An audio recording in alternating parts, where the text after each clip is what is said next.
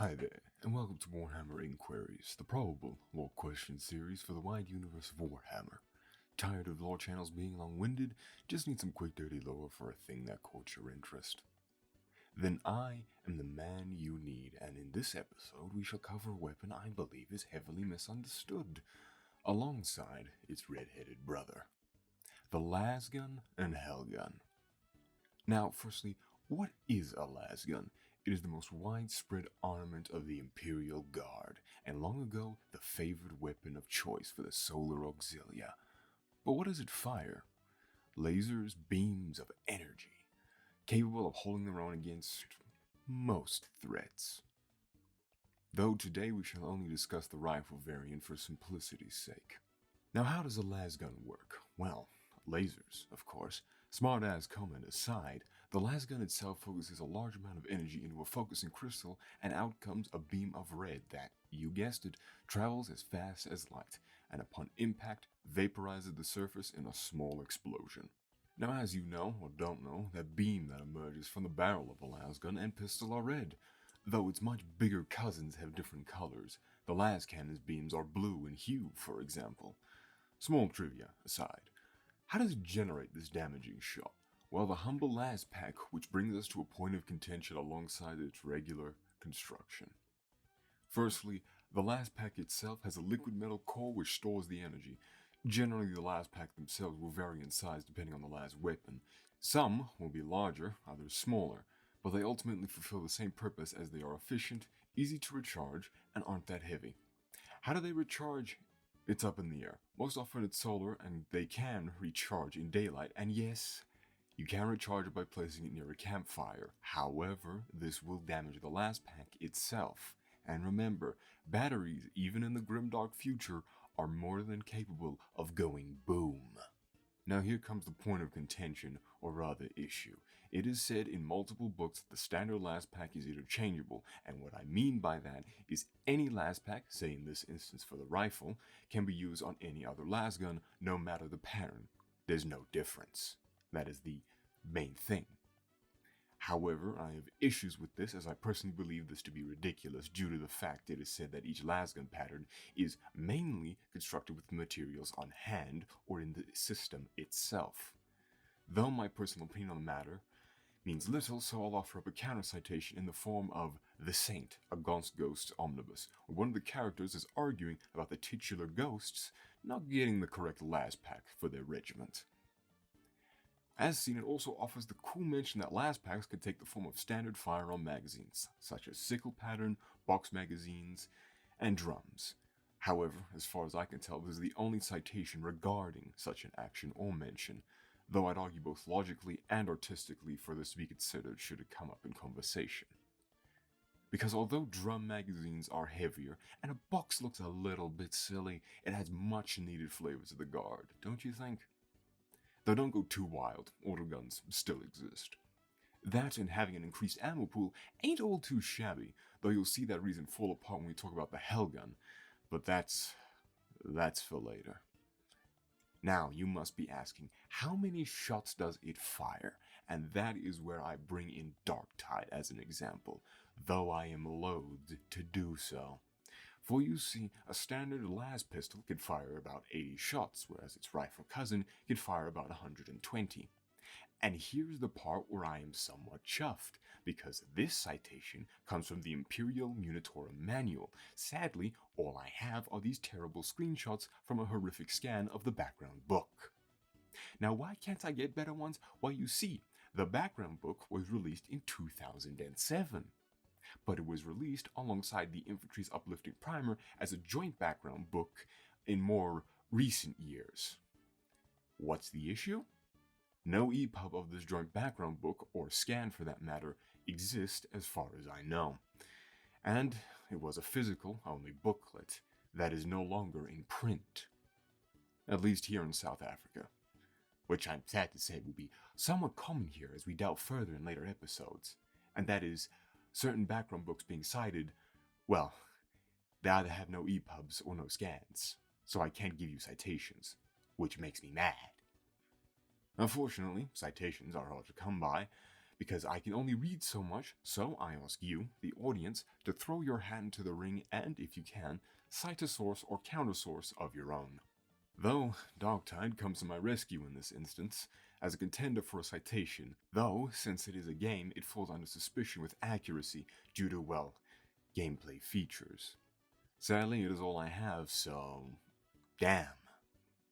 Is what I would say if it were not for the Crusade Imperialis Horus Heresy army list.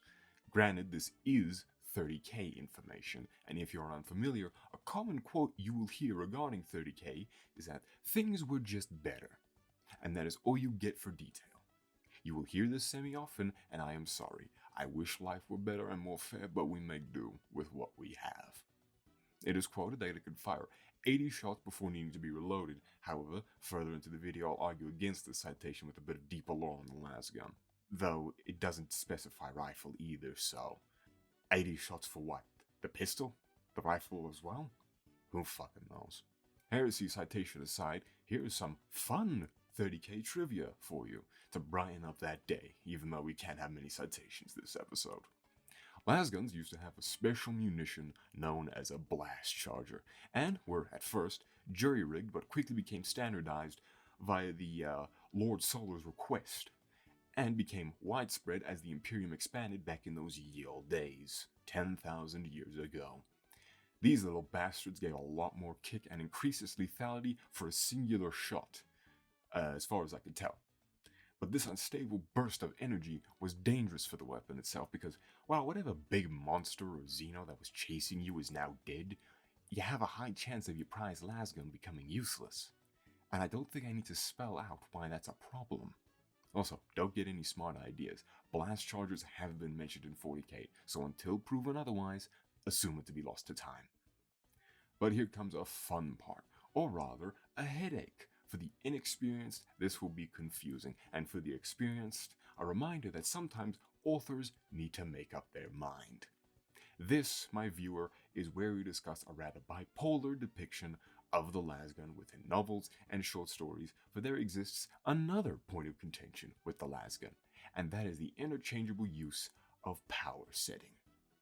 Now, let's cover the most common depiction, and that is the Lasgun just having a standardized lethality rate. It is more than capable of piercing armor. Even the mighty Ceramide is not immune, though it does put up a good challenge for the Lasgun, since it needs a volume of fire more often than not. Whilst not inherently wrong, per se, and completely fine, the issue comes with the mention of differing power settings. And thus arguments are born on whether the Lasgun is at its highest or lowest power setting whenever it seems that the Lasgun itself is getting a much needed boost to stand on its own lens. Believe me, I have had many arguments with people with this, so it's a bit of a sore wound, as you can tell. This, my dear viewer, is because despite the community's loving nickname of it being a flashlight and often depicted as weak, I offer the counterpoint. If it's so weak and utterly useless, then why would it be the most widespread ornament and the standardized weapon of the guard, both 30 and 40k? This is more a call to logic and reason rather than hard citations, but I feel it is a bit silly to disregard the most common weapon, second to only autoguns, as practically useless. Seriously. That's just a bad argument. Now, arguments aside for now, because we will get back to it, probably. The power setting. Now this is somewhat difficult due to it being, as stated previously, used as an interchangeable statement by most authors I have read from, so I'll not confuse you because you need good info to rely upon, even if I can't find the citations for that. What I'll say, as a good rule of thumb, is to use my patented lore discussion classic, mathematics. No, I'm joking. Sort of. Here is a good basic ruler if you're new or just tired of not getting a good answer. The amount of power you put in is what you get out. So, if the power setting is low, then you get a high number of shots, but less overall armor penetration, but relatively same with the lethality rate. Medium offers an acceptable in-between where it doesn't excel at either, but does the job. Think of this as the standard depiction of the Lasgun, for argument's sake. And the highest power setting is when you need all the oomph you can get, but comes with the drawback of stressing the weapon with the higher setting, and lower amount of shots due to the power draw placed on the Laspack itself. Or in simple terms, power input is equal to damage output. Granted, this interpretation, I admit, only works about 50% of the time, but I believe it's a good ruler to measure with because it's a lot more fun when both armies get to inflict death. No? Also, the Hellgun shits on this rule as well, which, damn. That's the basics and fundamentals of the Lasgun you need to know. But you notice the Lasgun's older brother is also here, and that is the aptly titled Hellgun, or Hot-shot Lasgun in some instances. Now, what is the Hellgun? Who knows? No, I'm not joking you. Most of what I shall talk about falls under speculation, because the Hellgun doesn't see much action unless you're a Kasrkin, Stormtrooper of the Inquisition, and surprisingly Skitarii of the Atmec, in one RPG book. So, they can't feel it. Sorry. Most of what we do know is that it is a reinforced or enhanced Lasgun, produced only by a select few Forge worlds.